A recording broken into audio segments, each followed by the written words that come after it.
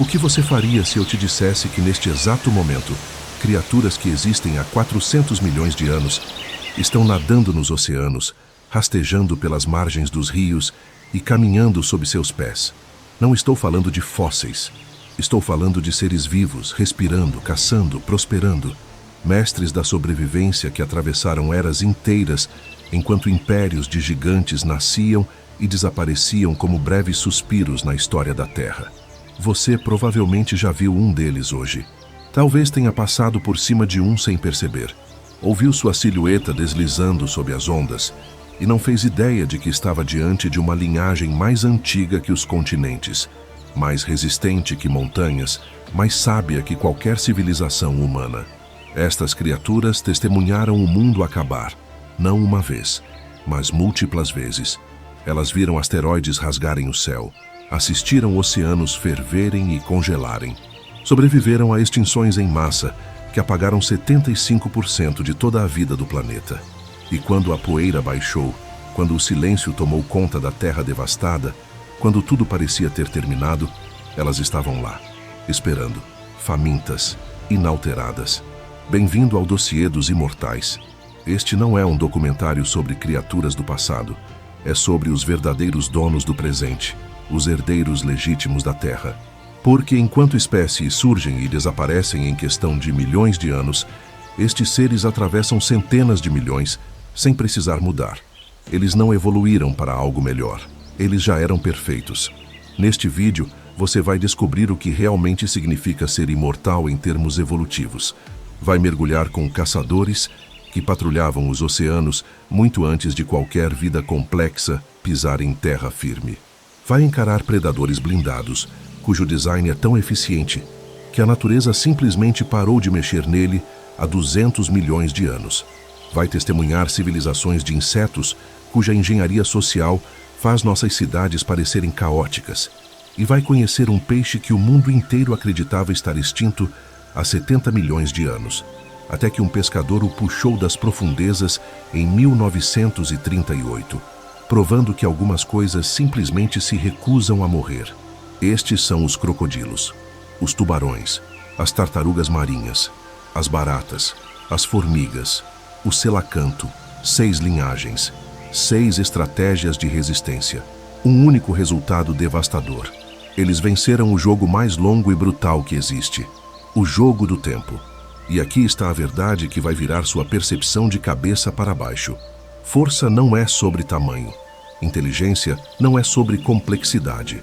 Sobrevivência não é sobre dominar. É sobre resistir.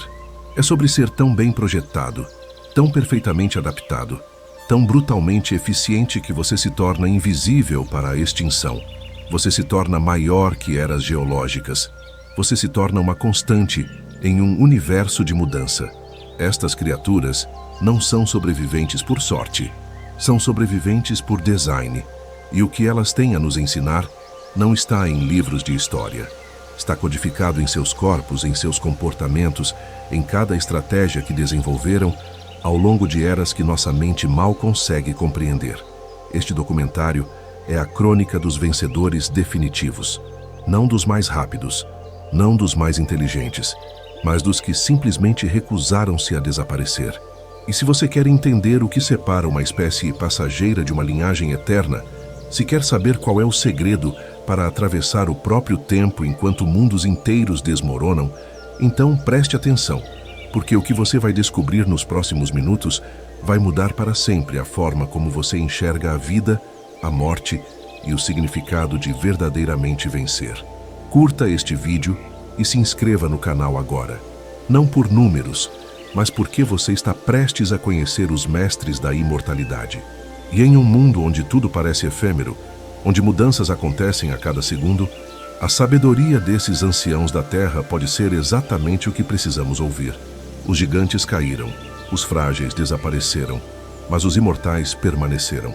E eles têm uma história para contar, a história de como se herda a Terra. Existe uma mentira confortável que contamos a nós mesmos sobre a história da vida na Terra. A mentira de que os maiores, os mais ferozes, os mais dominantes são os vencedores. Que o poder bruto é a chave da eternidade. Que reinar significa durar. A verdade é muito mais brutal e muito mais fascinante. Os verdadeiros vencedores nunca precisaram reinar. Eles apenas precisavam permanecer. E enquanto você estava ocupado admirando os gigantes extintos em museus, os mestres da sobrevivência estavam exatamente onde sempre estiveram, esperando, caçando, existindo com a mesma eficiência mortal de sempre. Vamos começar com um número que vai redefinir sua percepção de tempo. 450 milhões de anos. Esse é o tempo que os tubarões patrulham os oceanos da Terra. Quando os primeiros tubarões surgiram, não existiam árvores no planeta, não existiam insetos voadores, não existiam animais de 4 patas. A vida ainda estava aprendendo a sair da água. Os continentes tinham formatos completamente diferentes. O oxigênio na atmosfera estava em níveis que matariam a maioria dos animais modernos. E lá estavam eles, já perfeitos, já mortais, já no topo da cadeia alimentar marinha. 450 milhões de anos. Para colocar isso em perspectiva, os humanos modernos existem há 300 mil anos. A agricultura tem 10 mil anos. As pirâmides do Egito têm 4.500 anos. Nossa espécie inteira é um piscar de olhos comparada à linhagem dos tubarões. Eles viram 5 extinções em massa, 5 apocalipses globais. 5 vezes o mundo acabou. E 5 vezes eles emergiram do outro lado, nadando, caçando, permanecendo essencialmente inalterados. O segredo dos tubarões não está apenas em sua idade, está em seu design. Um tubarão é uma obra-prima de engenharia evolutiva. Seu esqueleto é feito de cartilagem, não de osso. Isso o torna mais leve, mais flexível, mais eficiente na água. Seus dentes não param de crescer. Eles perdem milhares de dentes ao longo da vida e novos sempre surgem. Suas escamas não são escamas comuns. São dentículos dérmicos, estruturas semelhantes a dentes minúsculos, que reduzem o atrito com a água e aumentam a velocidade. A pele de um tubarão é tão eficiente hidrodinamicamente que a indústria náutica moderna a copia para reduzir o consumo de combustível em navios. E então há os sentidos.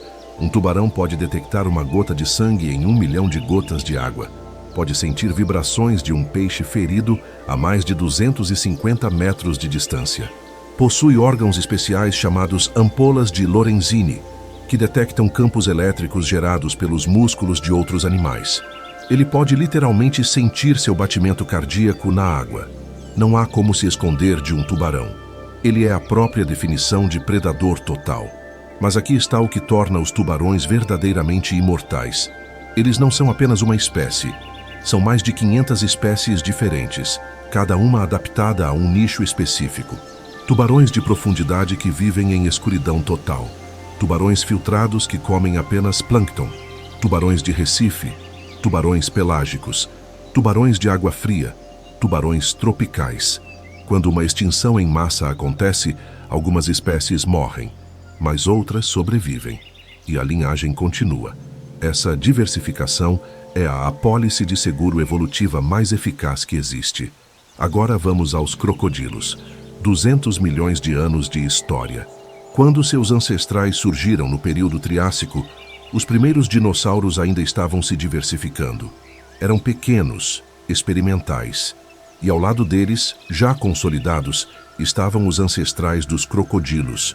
Eles viram os dinossauros nascerem.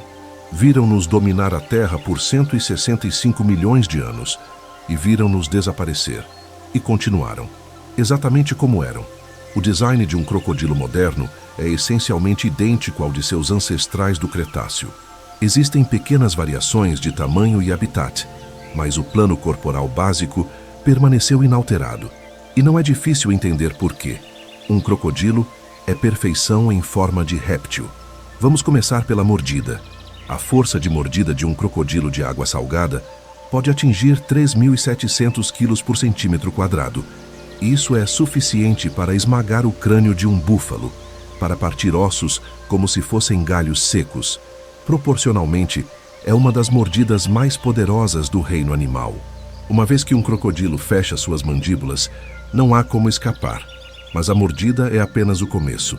O crocodilo é um mestre da emboscada. Ele pode permanecer completamente imóvel por horas, às vezes dias, apenas com os olhos e narinas acima da água. Seu corpo é posicionado de forma que parece um tronco flutuante, inofensivo, parte da paisagem. E então, quando a presa se aproxima para beber, ele explode. A aceleração é tão rápida que a presa não tem tempo de reagir. O ataque termina em segundos. A paciência durou semanas. E aqui está o segredo metabólico dos crocodilos.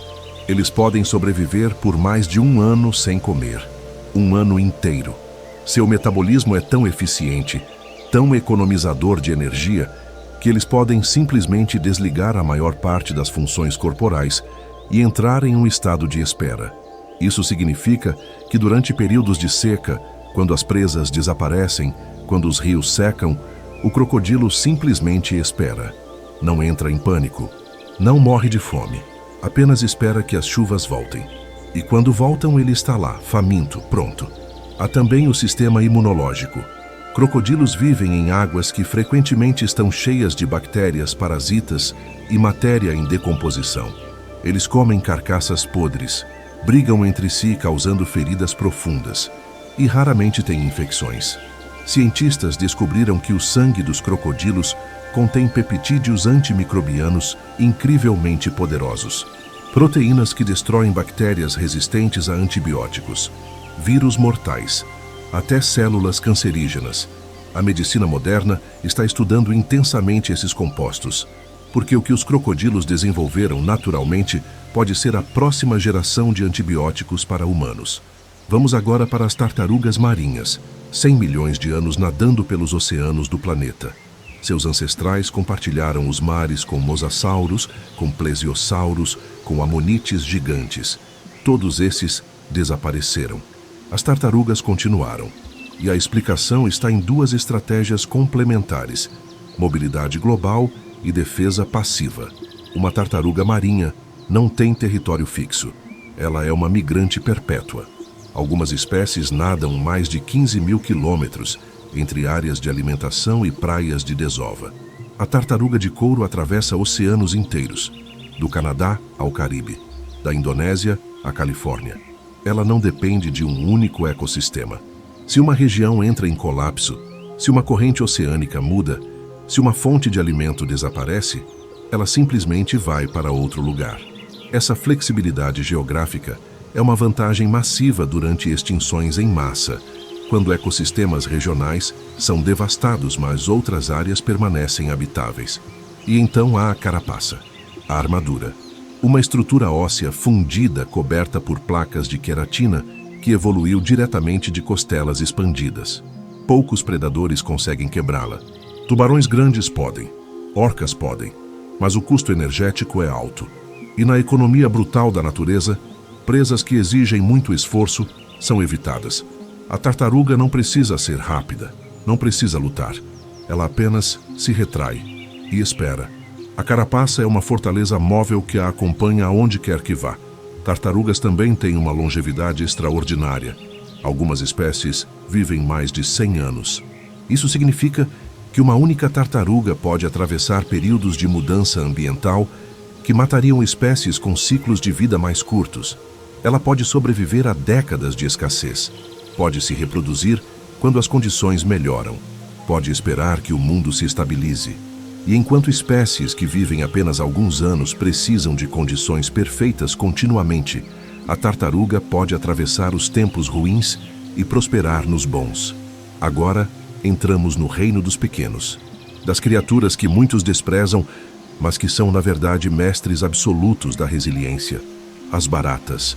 320 milhões de anos de existência. Elas estavam aqui antes dos dinossauros, antes dos primeiros répteis dominarem a Terra.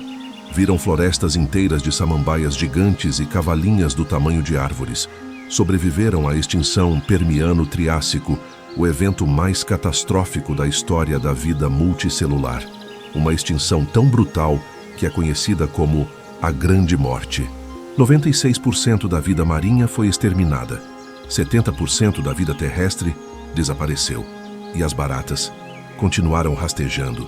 O segredo das baratas é a adaptabilidade radical. Elas são onívoras extremas. Comem qualquer matéria orgânica, folhas, frutas, carne, madeira, cola, papel, cabelo, unhas, fezes. Em experimentos, baratas sobreviveram semanas comendo apenas a cola em lombadas de livros. Quando o mundo acaba, quando toda a comida convencional desaparece, a barata simplesmente muda o cardápio. Ela não tem preferências. Tem fome e criatividade alimentar. Elas também se reproduzem com eficiência assustadora. Uma única fêmea pode produzir 300 a 400 descendentes em um ano. E algumas espécies podem se reproduzir por partenogênese, criando clones de si mesmas sem necessidade de machos. Se uma população inteira for dizimada, exceto por uma única fêmea, ela pode reconstruir a colônia sozinha. Essa capacidade reprodutiva é uma arma contra a extinção. Números compensam vulnerabilidade. E então, há a resistência à radiação. Baratas podem sobreviver a doses de radiação 10 vezes superiores às letais para humanos. Não porque sejam indestrutíveis, mas porque suas células se dividem muito mais lentamente que as nossas. Radiação causa danos ao DNA, principalmente durante a divisão celular.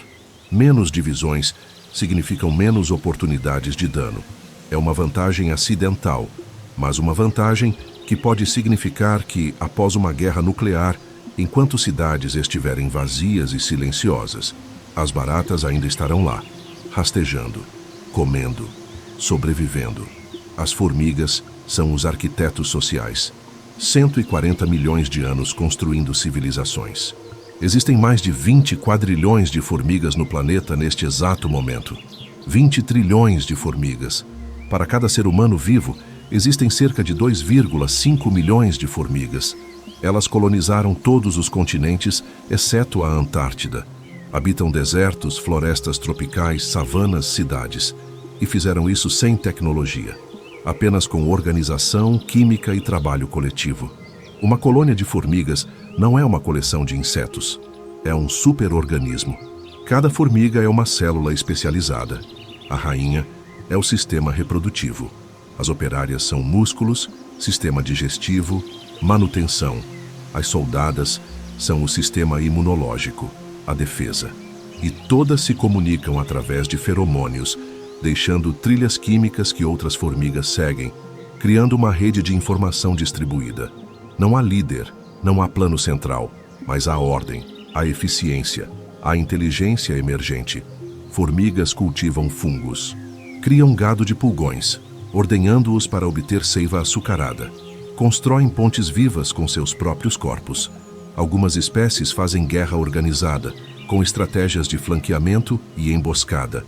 Outras são nômades, movendo-se em colônias de milhões através das florestas como um exército devorador. E a matemática por trás de suas trilhas de forrageamento inspirou algoritmos de otimização modernos.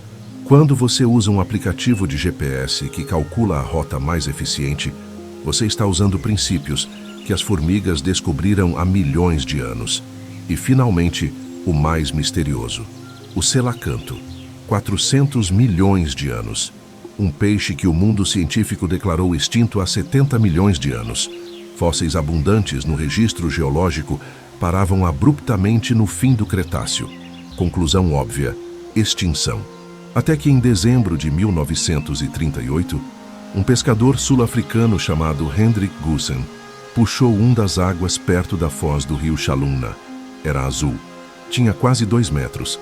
Nadadeiras que pareciam pernas, e estava vivo. A descoberta abalou o mundo científico. Era como encontrar um dinossauro respirando. O selacanto é um fóssil vivo no sentido mais literal. Ele pertence a um grupo chamado Sarcopterygii, peixes com nadadeiras lobadas. E essas nadadeiras têm estruturas ósseas internas, que se assemelham aos membros dos vertebrados terrestres. O selacanto representa uma etapa fundamental na evolução. A transição da vida aquática para a terrestre. Ele é um elo entre peixes e tetrápodes, e nunca esteve perdido, apenas escondido. O selacanto sobrevive vivendo em águas profundas, entre 150 e 700 metros de profundidade, áreas onde a luz solar não chega, onde as temperaturas são estáveis, onde mudanças ambientais acontecem em escalas geológicas não históricas. Ele tem um metabolismo incrivelmente lento. Cresce devagar. Amadurece devagar. Pode viver mais de 60 anos. E porque vive em um ambiente tão estável e isolado, as pressões evolutivas sobre ele são mínimas.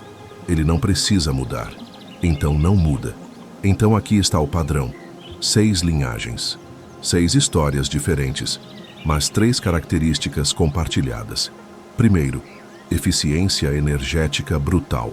Tubarões, crocodilos e tartarugas podem passar longos períodos sem comer. Baratas e formigas comem quase qualquer coisa. O selacanto vive em um ambiente onde a comida é escassa, mas previsível. Nenhum deles desperdiça energia. Segundo, flexibilidade adaptativa. Tubarões se diversificaram em centenas de espécies. Tartarugas migram globalmente. Baratas comem qualquer coisa orgânica. Formigas colonizam quase todos os habitats terrestres. Crocodilos vivem em água doce, água salgada e terra.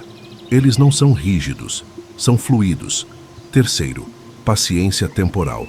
Todos entendem que sobrevivência não se mede em anos, mede-se em eras, e eras exigem designs que funcionem não perfeitamente, mas consistentemente, que não quebrem, que não falhem, que simplesmente continuem funcionando enquanto o mundo ao redor enlouquece. Estas criaturas não são anomalias, são os padrões de ouro, os blueprints aprovados pelo júri mais implacável que existe, o tempo profundo. E eles estão aqui agora, provando que a verdadeira força não está em dominar, está em permanecer. Agora que você conhece a escala, a magnitude, a pura longevidade dessas linhagens, surge uma pergunta mais profunda. Uma pergunta que muda tudo. Não é apenas quanto tempo eles sobreviveram, é como. Qual é a inteligência oculta em seus corpos? Que sabedoria está codificada em seus comportamentos? E o mais importante, o que a humanidade pode aprender com criaturas que resolveram problemas que nem sabíamos que existiam? Porque aqui está a verdade inconveniente. Nós, humanos, com toda a nossa tecnologia, toda a nossa ciência, toda a nossa arrogância de espécie dominante, ainda estamos aprendendo com animais que existiam antes das montanhas terem seus nomes atuais. E não estamos aprendendo coisas triviais. Estamos aprendendo os segredos da eficiência, da resiliência, da organização perfeita. Estamos descobrindo que a natureza já resolveu problemas de engenharia que levamos décadas para sequer compreender. Vamos começar pelos tubarões. A pele de um tubarão parece lisa à distância, mas quando você olha de perto, quando coloca essa pele sob um microscópio, descobre uma superfície coberta por minúsculas escamas sobrepostas chamadas dentículos dérmicos. Cada dentículo tem sulcos microscópicos orientados na direção do movimento. E esses sulcos fazem algo extraordinário. Eles reduzem o atrito com a água, reduzem turbulência, aumentam a velocidade. Durante décadas, engenheiros navais tentaram criar cascos de navios mais eficientes. Testaram superfícies lisas, testaram tintas especiais, mas a resistência da água sempre consumia combustível, sempre limitava a velocidade. Até que alguém estudou a pele de tubarão e entendeu. A natureza já havia resolvido o problema 400 milhões de anos atrás. Hoje, revestimentos inspirados na pele de tubarão são aplicados em cascos de navios, reduzindo o consumo de combustível em até 10%. Submarinos militares usam a mesma tecnologia para se moverem mais silenciosamente. Nadadores olímpicos usam trajes que imitam os dentículos dérmicos, quebrando recordes mundiais. Mas a lição vai além da velocidade. É sobre eficiência, sobre fazer mais com menos. Um tubarão não desperdiça energia lutando contra a água. Ele trabalha com ela. Seus movimentos são econômicos, precisos. E essa filosofia, essa abordagem de mínima resistência, está sendo aplicada em aerodinâmica, em design de turbinas eólicas, em qualquer lugar onde movimento e fluido se encontram. O tubarão não sabia que estava ensinando física. Ele apenas sobreviveu sendo perfeito. E a perfeição, descobrimos, tem princípios universais. Agora, os crocodilos. A medicina moderna está obcecada com eles. E a razão é o sistema imunológico. Crocodilos vivem em alguns dos ambientes mais sujos do planeta. Pântanos cheios de bactérias, rios contaminados. Eles comem carcaças apodrecidas, brigam violentamente, causando feridas profundas que ficam expostas à água cheia de patógenos, e raramente desenvolvem infecções. Quase nunca contraem câncer. Vivem décadas. Algumas espécies passam dos 70 anos sem as doenças degenerativas que destroem mamíferos. Cientistas isolaram peptídeos antimicrobianos no sangue dos crocodilos, proteínas pequenas, mas mortais para micro-organismos. Esses peptídeos destroem bactérias resistentes a todos os antibióticos conhecidos, combatem vírus, atacam células cancerígenas, e a indústria farmacêutica está correndo para sintetizá-los, porque estamos perdendo a guerra contra superbactérias, bactérias que evoluíram resistência aos nossos antibióticos mais poderosos. Pacientes morrem em hospitais de infecções que não conseguimos mais tratar, e a solução pode estar nadando em um pântano, ignorada, subestimada, esperando há 200 milhões de anos que fôssemos humildes o suficiente para perguntar: como você faz isso? Há também lições de paciência estratégica. Um crocodilo pode esperar semanas pela presa perfeita. Não desperdiça energia em ataques de baixa probabilidade. Ele calcula, observa padrões, aprende os horários em que os animais vêm beber, as rotas que seguem, e então posiciona-se. A emboscada perfeita não é sobre força, é sobre estar no lugar certo, no momento certo, com a paciência de esperar que esse momento chegue. Militares estudam táticas de emboscada de crocodilos. Investidores aplicam a mesma filosofia: esperar pela oportunidade certa em vez de agir impulsivamente. O crocodilo é um mestre de timing, e timing, em qualquer campo, é tudo. As tartarugas marinhas nos ensinam sobre navegação e resiliência.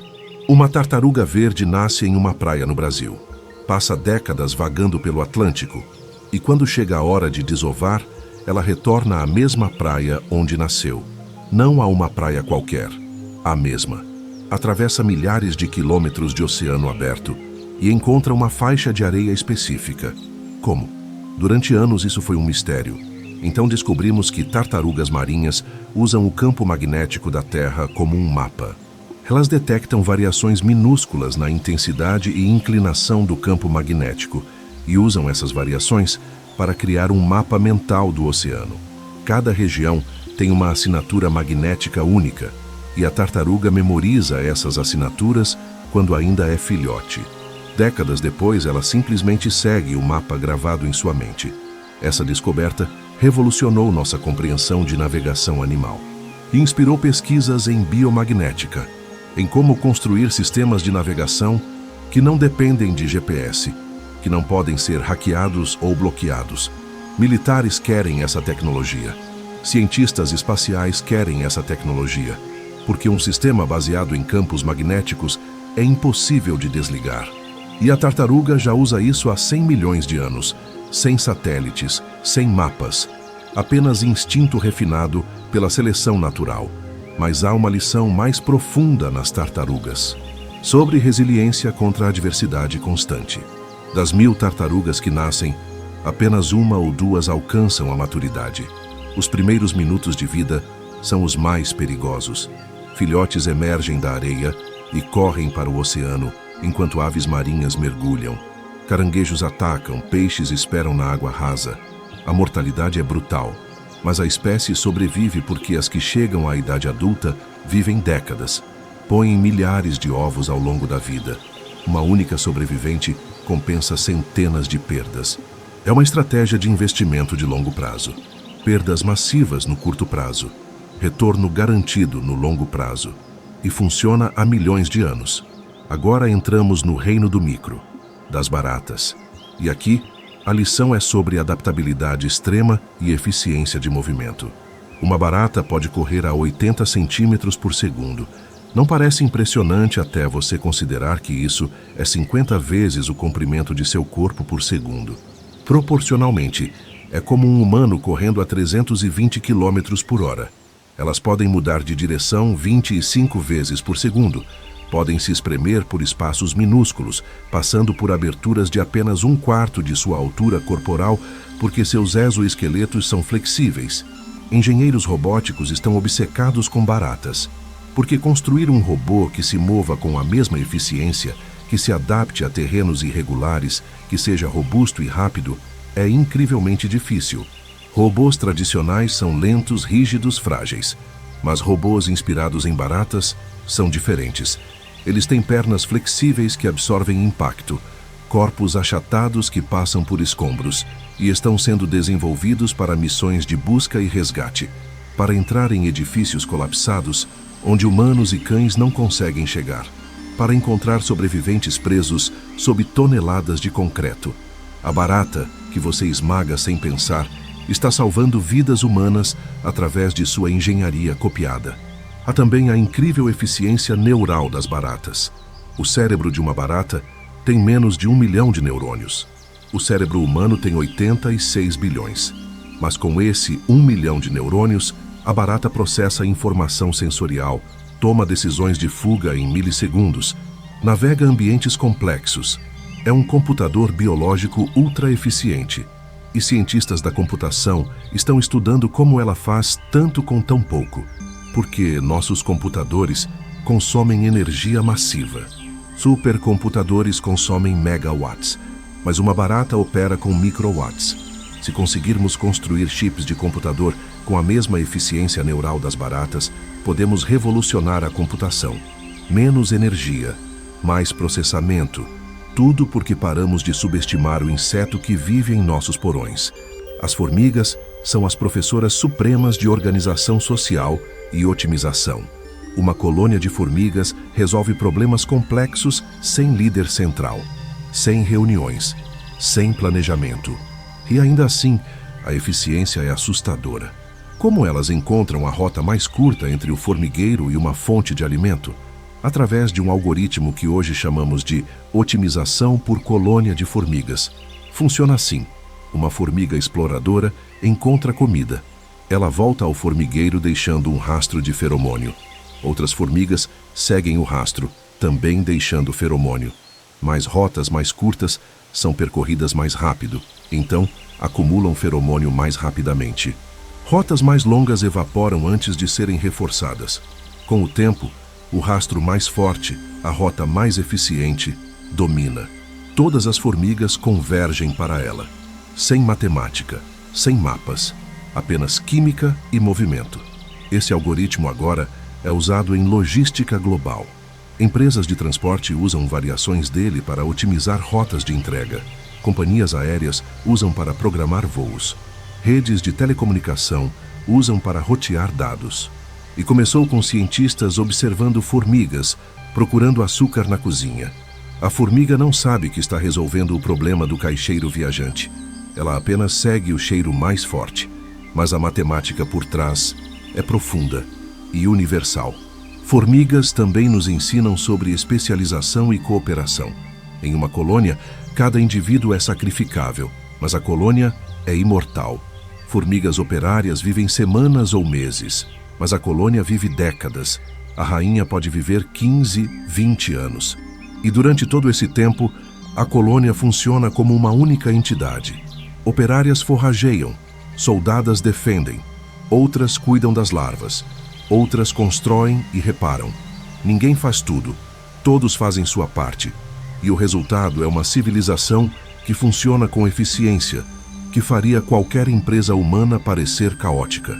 Essa ideia de especialização distribuída está sendo aplicada em inteligência artificial, em enxames de drones que trabalham juntos sem controle central, em sistemas de emergência descentralizados. A formiga descobriu que inteligência coletiva supera a inteligência individual, que 1 milhão de cérebros simples, trabalhando em coordenação, podem resolver problemas que um único cérebro complexo não consegue. E estamos apenas começando a aplicar essa lição. E, finalmente, o selacanto, a criatura que nos ensina sobre estabilidade e paciência evolutiva. O selacanto não mudou significativamente em 400 milhões de anos. Isso não é estagnação. É perfeição atingida e mantida. Quando um design funciona, quando um nicho é ocupado perfeitamente. Mudança não é necessária. Mudança pode até ser prejudicial. Essa ideia contradiz nossa obsessão cultural com inovação constante. Sempre temos que mudar, evoluir, melhorar. Mas o Selacanto sugere outra filosofia. Se algo funciona, se está em equilíbrio com seu ambiente, preserve. Refine apenas quando necessário. Não inove por inovar.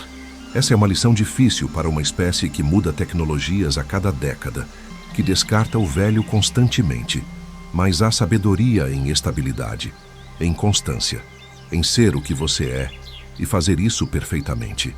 O Selacanto também nos ensina sobre zonas de refúgio. Ele sobreviveu às extinções em massa, vivendo onde as extinções não alcançavam. Profundezas oceânicas, ambientes estáveis. Ele não lutou contra a mudança. Ele foi para onde a mudança não chegava. E isso é estratégia pura. Quando o mundo enlouquece, quando tudo está caótico, encontre o lugar onde o caos não penetra. Construa sua vida lá.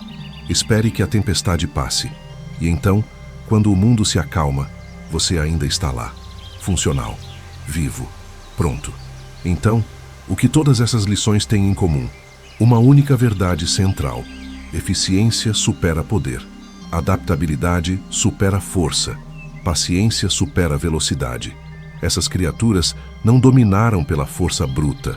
Elas dominaram sendo precisas, econômicas, resilientes. Cada caloria gasta tem retorno. Cada adaptação tem função. Nada é desperdiçado. Tudo é testado por eras. E aqui está a questão filosófica que elas nos forçam a encarar. Nós, humanos, com nosso consumo massivo de recursos, nossa necessidade de crescimento constante, nossa impaciência estrutural, estamos realmente no caminho da sobrevivência de longo prazo? Ou estamos seguindo o caminho dos gigantes extintos, grandes, dominantes, impressionantes e temporários? Porque os imortais não são impressionantes, eles são eficientes, não são rápidos, são persistentes, não conquistam, eles permanecem. E permanecer, descobrimos, é a verdadeira vitória. Não o aplauso do momento, mas a existência silenciosa através das eras. O crocodilo não sabe que é um sucesso evolutivo. Ele apenas existe. E essa existência, ininterrupta por 200 milhões de anos, é mais eloquente que qualquer discurso sobre vitória. Estamos aprendendo, lentamente, copiando peles de tubarão, estudando sangue de crocodilo, replicando algoritmos de formigas, mas ainda não aprendemos a lição maior, a lição sobre humildade, sobre reconhecer que essas criaturas, que chamamos de primitivas, de inferiores, de simples, são na verdade mestres, bibliotecas vivas, arquivos de soluções, e cada vez que extinguimos uma espécie, cada vez que destruímos um habitat, estamos queimando uma biblioteca antes de ler os livros.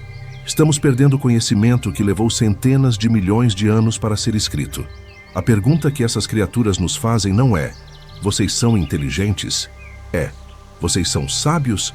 Porque inteligência sem sabedoria é apenas talento desperdiçado. E sabedoria, a verdadeira sabedoria, é saber quando ouvir, quando aprender, quando reconhecer que você não é o primeiro a enfrentar esse problema, que a natureza já tem a resposta. Você só precisa parar de falar e começar a observar. Os imortais estão observando. Eles viram espécies surgirem cheias de si, confiantes, dominantes, e as viram desaparecer.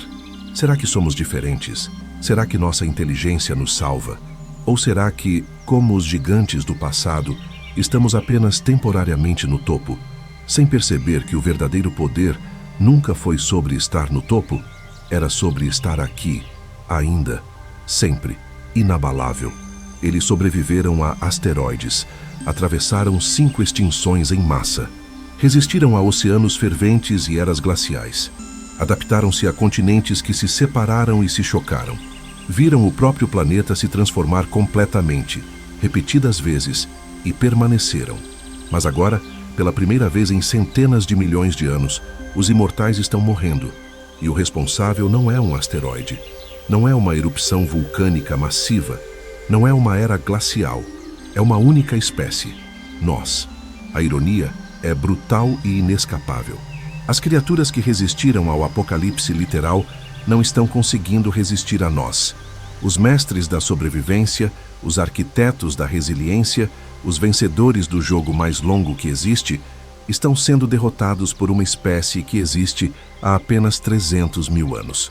Um piscar de olhos evolutivo. E estamos fazendo em séculos o que asteroides não conseguiram fazer em eras: apagar linhagens que pareciam indestrutíveis. Vamos começar pelos tubarões. 450 milhões de anos de domínio oceânico. E em apenas 50 anos, 1/3 de todas as espécies de tubarões e raias entraram na lista de ameaçados de extinção. 1/3. Mais de 200 espécies estão em risco crítico. O predador supremo dos oceanos está sendo caçado até o colapso. E a razão é tão estúpida quanto trágica. Sopa de barbatana de tubarão. Todo ano, entre 70 e 100 milhões de tubarões são mortos. A maioria para suas barbatanas. O processo é particularmente cruel. Pescadores capturam o tubarão, cortam suas barbatanas enquanto ainda está vivo e jogam o corpo mutilado de volta ao oceano. Sem barbatanas, o tubarão não consegue nadar, afunda e morre lentamente por asfixia ou é devorado por outros predadores. Tudo isso para que a barbatana seja transformada em uma sopa que não tem sabor próprio e valor nutricional quase zero. É servida por status, por tradição vazia, por ego. Mas a destruição vai além da pesca direcionada. Tubarões são capturados acidentalmente em redes de arrasto, presos em linhas de pesca longas que se estendem por dezenas de quilômetros. E porque crescem lentamente, amadurecem tarde e têm poucos filhotes, a recuperação populacional é quase impossível. Um tubarão-baleia leva 30 anos para atingir maturidade sexual. Uma fêmea pode produzir apenas alguns filhotes a cada 2 anos.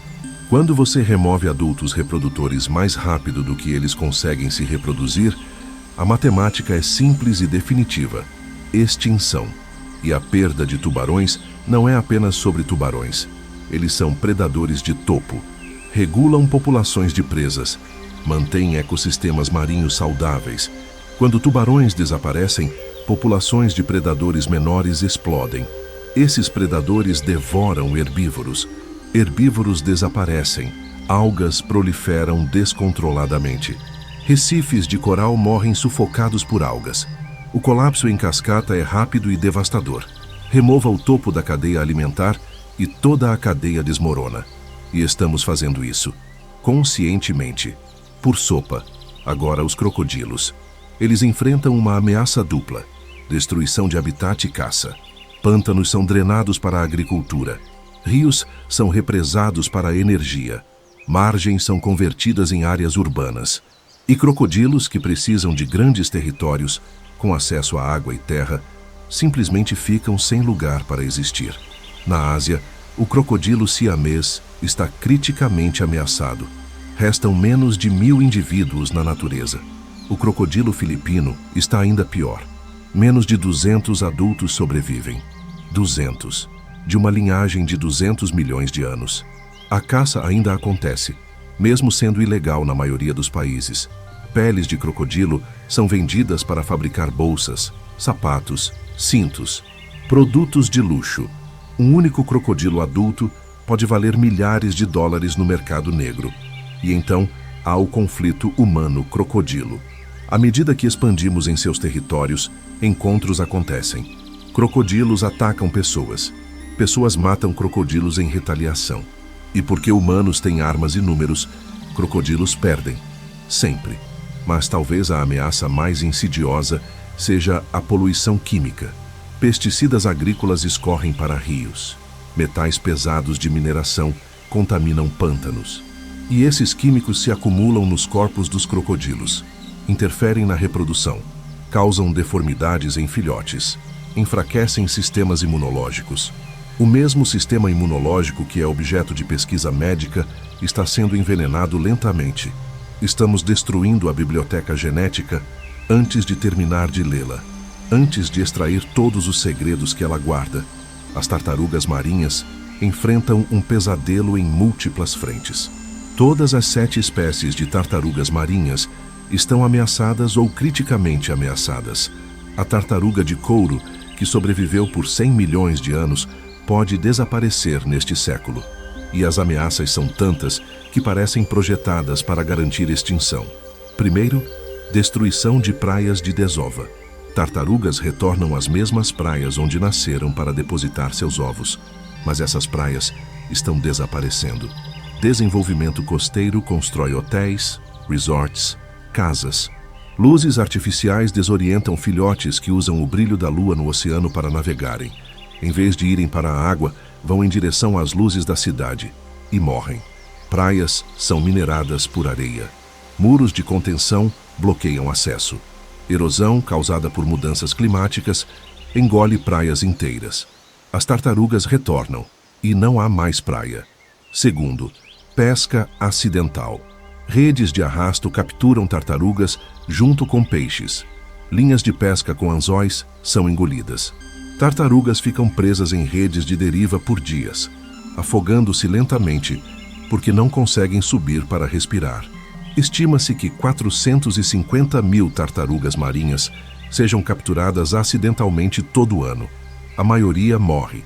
As que sobrevivem frequentemente têm lesões permanentes. Terceiro, poluição plástica. Tartarugas confundem sacolas plásticas com águas vivas, sua presa favorita. Comem. O plástico bloqueia seus sistemas digestivos. Elas morrem lentamente de fome, com estômagos cheios de plástico. Microplásticos contaminam o oceano inteiro. Tartarugas os ingerem, acumulam toxinas, desenvolvem doenças. E a cada ano, toneladas e toneladas de plástico são despejadas nos oceanos. Tartarugas que sobreviveram a 100 milhões de anos de mudanças naturais estão sendo mortas por garrafas plásticas e canudos. Quarto, mudanças climáticas. O sexo dos filhotes de tartaruga é determinado pela temperatura da areia durante a incubação. Temperaturas mais altas produzem fêmeas. Temperaturas mais baixas produzem machos. Mas o aquecimento global está elevando as temperaturas das praias.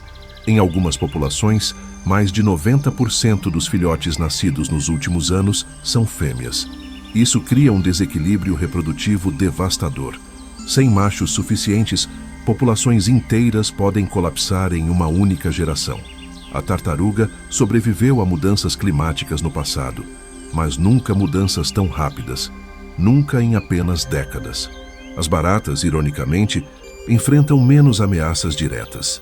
Elas prosperam em ambientes humanos, mas populações de espécies selvagens, especialmente em florestas tropicais, estão sob pressão. Desmatamento elimina habitats. Pesticidas matam indiscriminadamente. E espécies invasoras competem por recursos. A barata urbana que você vê em cozinhas está bem, mas baratas nativas de Madagascar, da Austrália, de florestas remotas, estão desaparecendo silenciosamente, sem fanfarra, sem campanhas de conservação, porque ninguém se importa com baratas, até que seja tarde demais para estudar suas adaptações únicas. As formigas enfrentam ameaças similares. Destruição de habitat é a principal. Florestas tropicais, lar da maior diversidade de formigas do planeta, estão sendo queimadas para a agricultura. Espécies que existiam em apenas alguns hectares são exterminadas antes mesmo de serem catalogadas pela ciência. E há o problema das espécies invasoras. Formigas transportadas acidentalmente pelo comércio global colonizam novos territórios e exterminam espécies nativas. A formiga argentina invadiu 6 continentes. A formiga de fogo espalhou-se por países inteiros. Elas deslocam espécies nativas que evoluíram durante milhões de anos, e o equilíbrio ecológico local desmorona. Pesticidas também são devastadores. Neonicotinoides, usados em larga escala na agricultura, não matam apenas pragas, matam todos os insetos, formigas incluídas. E porque formigas são fundamentais para a aeração do solo, dispersão de sementes, controle de outras populações de insetos, sua perda tem efeitos em cascata. Florestas inteiras podem começar a declinar quando populações de formigas colapsam, mas isso acontece devagar, silenciosamente, e só percebemos quando é tarde demais. E, finalmente, o selacanto. Ele sobreviveu escondido por milhões de anos. Mas agora sua sobrevivência depende de um equilíbrio frágil. Menos de 500 selacantos adultos existem na natureza. 500. De uma linhagem de 400 milhões de anos. Eles são capturados acidentalmente por pescadores que usam redes de profundidade. E porque vivem em águas profundas específicas, sua distribuição é extremamente limitada. Destrua um único habitat. Contamine uma única área. E você pode extinguir populações inteiras. Há também a ameaça do comércio ilegal. Museus e colecionadores particulares pagam fortunas por espécimes de selacanto. Isso incentiva a pesca direcionada. E governos de países pobres onde selacantos vivem não têm recursos para fiscalizar águas profundas. A criatura que testemunhou a aurora dos vertebrados terrestres pode desaparecer porque alguém quer um exemplar embalsamado em uma sala privada. Mas talvez a ameaça mais profunda, a que une todos esses casos, seja a mudança climática. Ela altera temperaturas oceânicas, modificando correntes que tubarões seguem há milhões de anos, aquece praias onde tartarugas desovam, altera padrões de chuva que enchem pântanos onde crocodilos vivem, modifica ecossistemas florestais onde formigas e baratas nativas existem. E o ritmo da mudança é o problema. A vida pode se adaptar, mas precisa de tempo, gerações, eras. O que estamos fazendo está acontecendo em décadas. A vida não tem tempo de responder, não tem tempo de evoluir. Só tem tempo de morrer. A verdade brutal é esta. Estamos queimando a biblioteca genética mais antiga da Terra. Estamos destruindo blueprints de sobrevivência testados por centenas de milhões de anos e fazendo isso por lucro de curto prazo, por conveniência, por ignorância, por pura arrogância de espécie. Nos consideramos superiores, dominantes, e não percebemos que estamos serrando o galho onde estamos sentados, porque quando os imortais desaparecem, não perdemos apenas animais fascinantes. Perdemos soluções. Perdemos medicamentos que ainda não descobrimos, tecnologias que ainda não desenvolvemos, conhecimento que ainda não extraímos. Cada extinção é uma biblioteca queimada, um arquivo deletado, um segredo perdido para sempre. E aqui está a questão filosófica, que deveria nos assombrar. Se criaturas que sobreviveram ao fim do mundo não estão sobrevivendo a nós, o que isso diz sobre nosso próprio futuro? Se somos tão destrutivos que exterminamos os mestres da sobrevivência, como esperamos sobreviver nós mesmos? A lição dos imortais é resiliência, eficiência, paciência, e estamos fazendo exatamente o oposto, consumindo, desperdiçando, correndo em direção a um colapso que eles poderiam ter nos ensinado a evitar. Se tivéssemos ouvido, se tivéssemos parado, se tivéssemos aprendido antes de destruir. Os imortais estão morrendo, e com eles morre a prova viva de que sobrevivência de longo prazo é possível, de que designs perfeitos existem, de que a natureza já resolveu os problemas que enfrentamos. E se não agirmos agora, se não mudarmos nossa relação com essas criaturas, a próxima extinção em massa não será causada por um asteroide, será causada por espelhos. Porque quando olharmos para trás, quando perguntarmos quem matou os herdeiros da Terra, a resposta será simples e aterrorizante. Fomos nós. Mas a história dos sobreviventes ainda não terminou. E desta vez, pela primeira vez em 450 milhões de anos, eles têm aliados. Aliados conscientes. Aliados que finalmente entenderam que salvar os imortais não é apenas sobre conservação. É sobre nossa própria sobrevivência. Porque cada lição que eles têm a ensinar, cada segredo codificado em seus corpos, cada estratégia refinada por eras, pode ser a diferença entre um futuro próspero e um colapso civilizacional. Ao redor do mundo, algo está mudando. Não rápido o suficiente, não grande o suficiente, mas está mudando. Cientistas, conservacionistas, comunidades locais e até governos estão acordando para uma verdade simples. Não podemos nos dar ao luxo de perder essas criaturas. E quando essa consciência se traduz em ação, os resultados são impressionantes. Vamos começar pelos tubarões. A matança indiscriminada finalmente está sendo confrontada. Países como as Maldivas, Palau e as Bahamas criaram santuários marinhos onde toda a pesca de tubarões é proibida. São áreas do tamanho de países inteiros, transformadas em zonas de proteção. E os resultados são visíveis. Populações de tubarões que estavam em declínio livre começaram a se estabilizar. Filhotes nascem, adultos envelhecem, o ecossistema respira. Mas há algo mais interessante acontecendo. Essas nações descobriram que um tubarão vivo vale mais que um tubarão morto. Turismo de mergulho focado em tubarões gera milhões de dólares. Um único tubarão-baleia, nadando em águas protegidas, pode gerar mais de 2 milhões de dólares em receita turística ao longo de sua vida. Enquanto morto, suas barbatanas valem alguns milhares. A matemática é clara. E quando conservação faz sentido econômico, políticos escutam. Leis mudam, fiscalização aumenta e tubarões ganham espaço para sobreviver. Há também avanços tecnológicos. Redes de pesca estão sendo redesenhadas para liberar tubarões capturados acidentalmente. Dispositivos eletrônicos que emitem campos magnéticos afastam tubarões de anzóis. Aplicativos rastreiam movimentos de tubarões em tempo real, alertando pescadores para evitar áreas de concentração. Não são soluções perfeitas, mas são passos. E passos na direção certa, acumulados, tornam-se jornadas. Organizações internacionais como a Convention on International Trade in Endangered Species, a CITES, finalmente incluíram dezenas de espécies de tubarões sob proteção. Isso significa que o comércio internacional de suas partes agora é regulado, rastreado. Não elimina o mercado negro, mas dificulta. E cada barreira entre tubarões e facas é uma chance de sobrevivência. Os crocodilos têm uma história de conservação que é quase um milagre. Nos anos 70, o crocodilo americano estava à beira da extinção. Caça descontrolada por peles havia reduzido populações a números críticos. Então veio o Endangered Species Act nos Estados Unidos.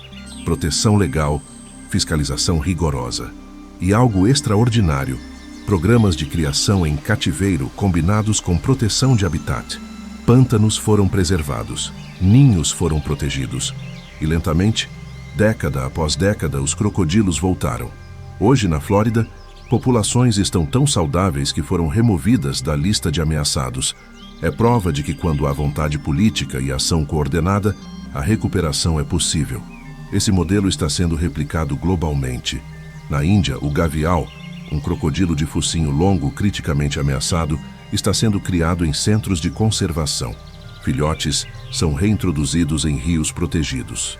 Na Austrália, crocodilos de água salgada, que foram quase exterminados, agora prosperam sob proteção estrita. E governos locais estão trabalhando com comunidades para reduzir conflitos humano-crocodilo. Cercas em áreas de risco, programas educacionais, sistemas de alerta.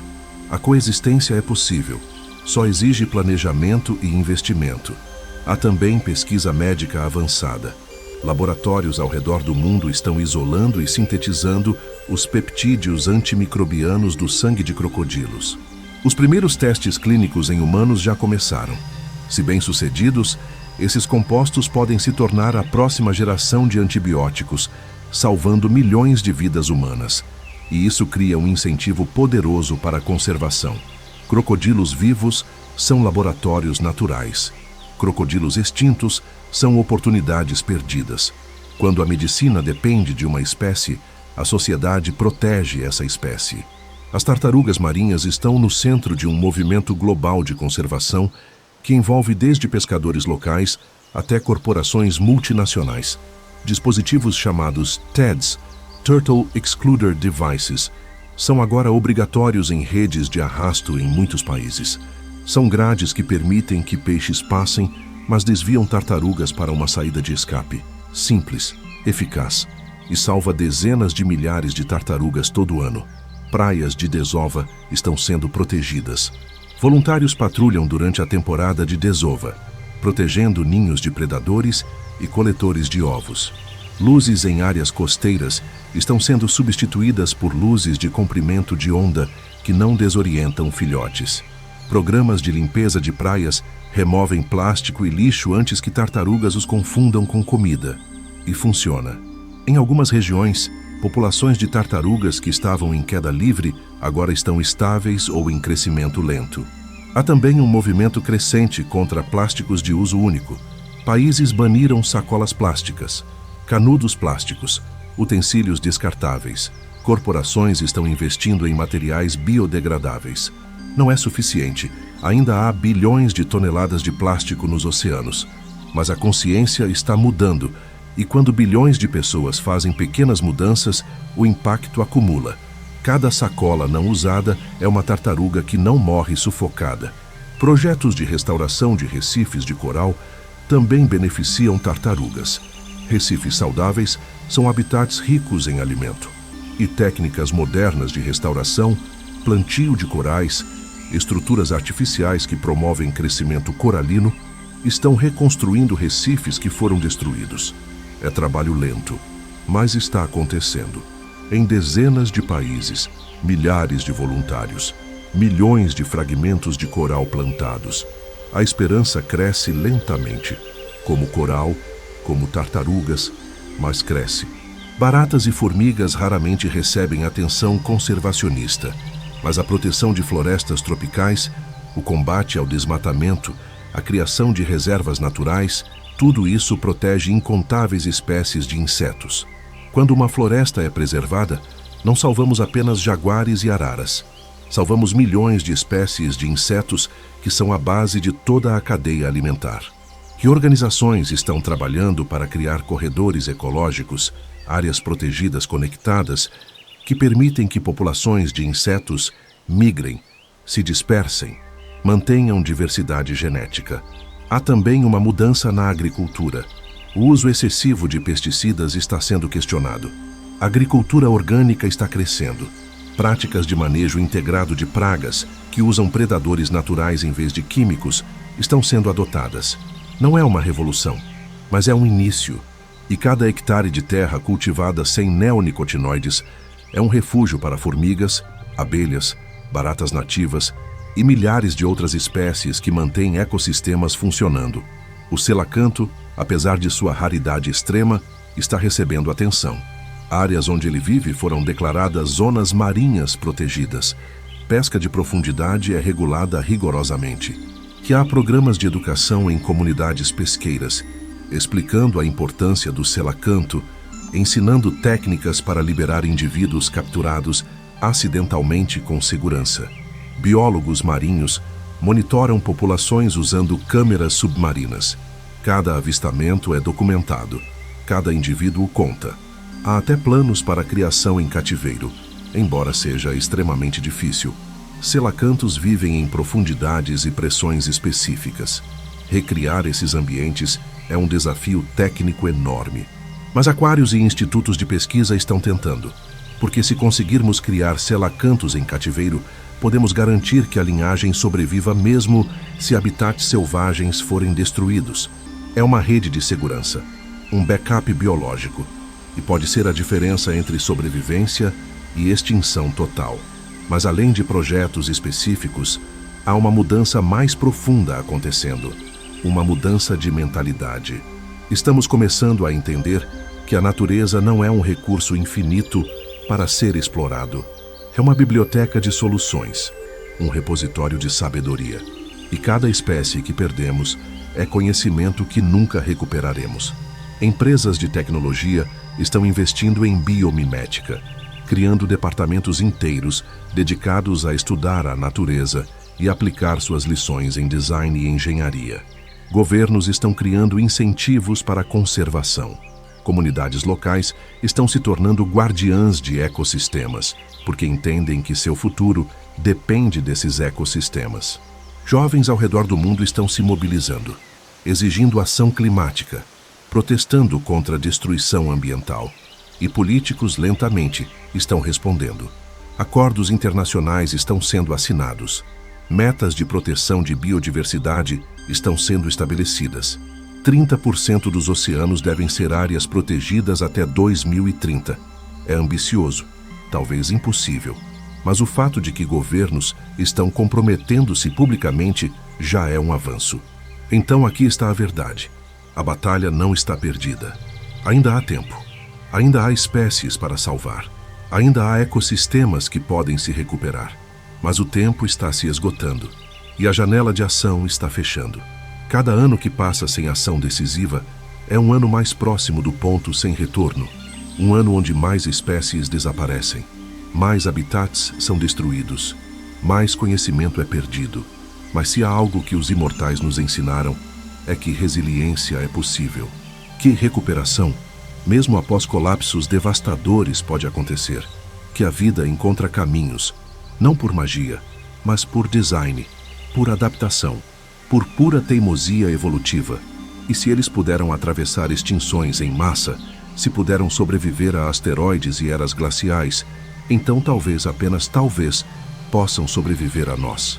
Se decidirmos ajudá-los, se decidirmos que seu valor supera nosso lucro imediato, se decidirmos que bibliotecas genéticas de 400 milhões de anos merecem ser preservadas.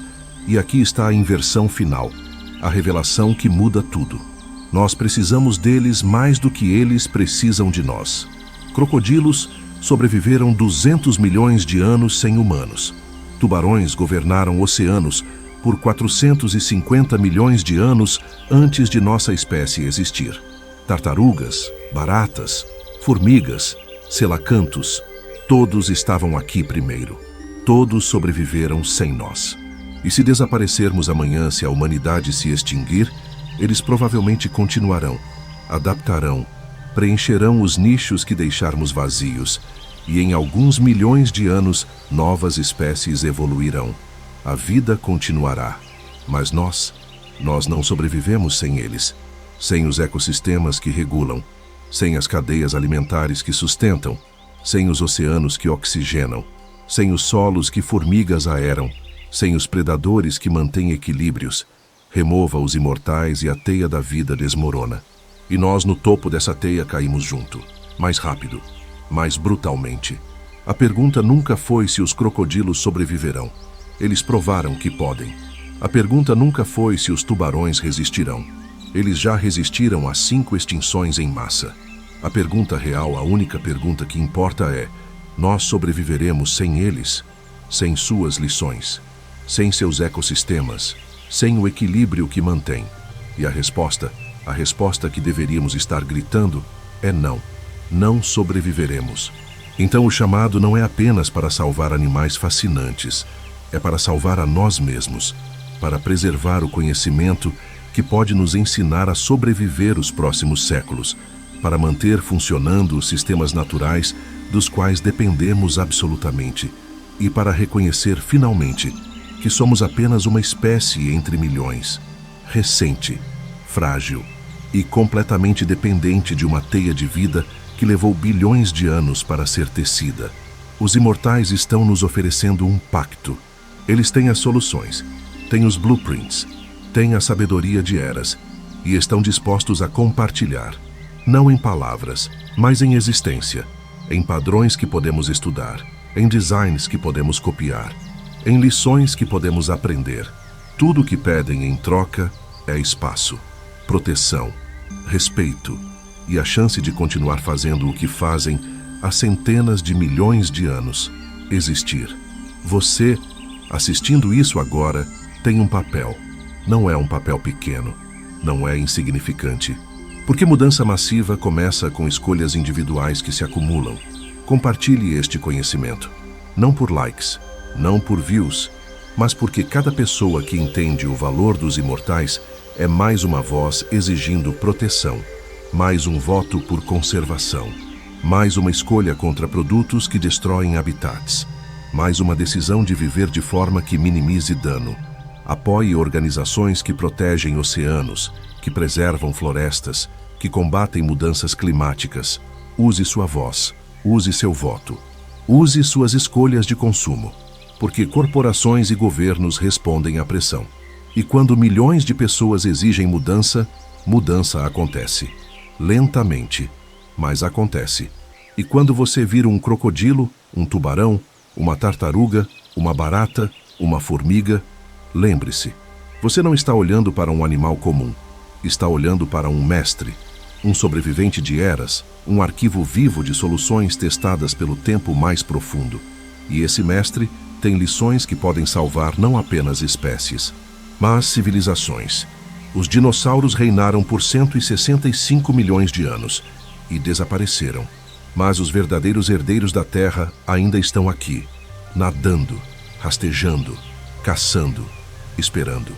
E a questão que eles nos fazem silenciosamente, através de sua mera existência, é simples e aterrorizante. Vocês vão aprender, ou vão repetir os erros dos gigantes que vieram antes? Vão ouvir a sabedoria de 400 milhões de anos? Ou vão queimar a biblioteca e depois lamentar o conhecimento perdido? A natureza está esperando. Os imortais estão esperando. Eles sobreviveram ao impossível. Agora, precisam sobreviver a nós. E nós precisamos sobreviver à nossa própria arrogância. O pacto está sobre a mesa. A escolha é nossa. E o tempo para escolher está acabando. Mas ainda não acabou. Ainda há uma chance. Ainda há esperança. E enquanto houver um crocodilo em um pântano, um tubarão no oceano, uma tartaruga nadando, a prova de que sobrevivência de longo prazo é possível ainda existe. Viva, respirando, esperando que sejamos sábios o suficiente para ouvir. Eles herdaram a terra uma vez e estão prontos para nos ensinar como fazer o mesmo. A questão é, você está pronto para aprender?